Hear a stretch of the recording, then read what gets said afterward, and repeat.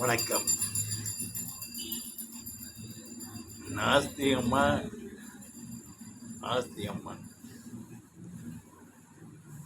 தனக்கு வந்தாத்தான் தெரியும்.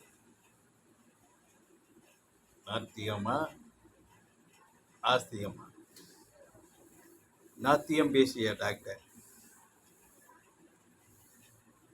வர்ற கேஸுகள்கிட்டையெல்லாம் குழந்தை தூக்கிட்டு வரும்போது கயத்தில் கயிறு கட்டியிருந்தா அவங்களுடைய வழிபாட்டு முறை ஏதாவது இருக்கலாம்.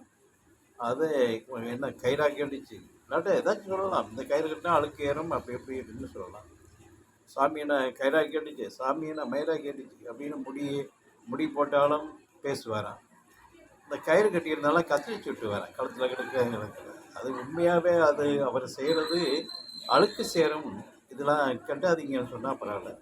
சாமி என்ன கேட்டுச்சு, கயிறாக கேட்டுச்சு அப்படி இப்படின்னு அது அப்படி சொல்லி புண்படுத்தும் போது மக்கள் அதில் சங்கடப்படுறார்கள் நிறைய பேர். ஆனால் அந்த மருத்துவர்கிட்ட இப்படி செய்கிறீங்களான்ட்டு கேட்க முடியும். அப்படி பண்ணிகிட்டே இருக்கும்போது யாரோ ஒருவருடைய மனதாபம் அவரை தேய்த்து விடுகிறது. அவர் என்ன பண்ண திடீர்னு முடியாமல் போகிறார். கை காலெலாம் சொல்லிங்காயி கிளினிக்கு ஹாஸ்பிட்டலுக்கு போக முடியாமையே சரி பண்ண முடியாமையே உள்ளே இருந்துறாரு. அப்புறம் பார்த்தா ட்ரீட்மெண்ட் ஒன்றுமே இல்லை. டெஸ்ட்டுலாம் பார்க்கும்போது ஒன்றும் இல்லை. கடைசியில் அவங்க அண்ணனுக்கு ஃபோன் பண்ணி, அண்ணே இந்த மாதிரி ஆகி போச்சு, நம்ம குலசாமிக்கு ஒரு நல்ல கிடாயை பிடிங்க, வண்டியில் போயிட்டு வந்துடுவான் அப்படின்ட்டு நாத்திகம் பேசிய டாக்டர் உடனே கிடாயை பிடிக்க மனது தூண்டிவிட்டது.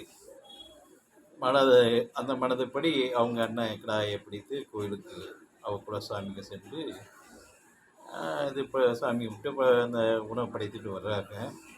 என்னமோ தெரில பாருங்கள், ரியலாகவே அந்த ஷூட்டிங்லாம் தானாகவே ஓடவும் இப்போது அந்த நாத்திகர் ரொம்ப ஆஸ்திகராகிட்டார், ரொம்ப சாந்தமாகிட்டார்.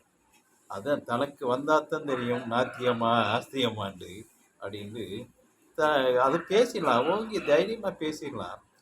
தனக்குன்னு ஒரு பெட்டி இருக்குது, அந்த மனச்சாட்சியான மனசு இருக்குது. அது உதைக்கும் போது நம்ம நிலையில் தைக்கும் போது தான் தெரியும்.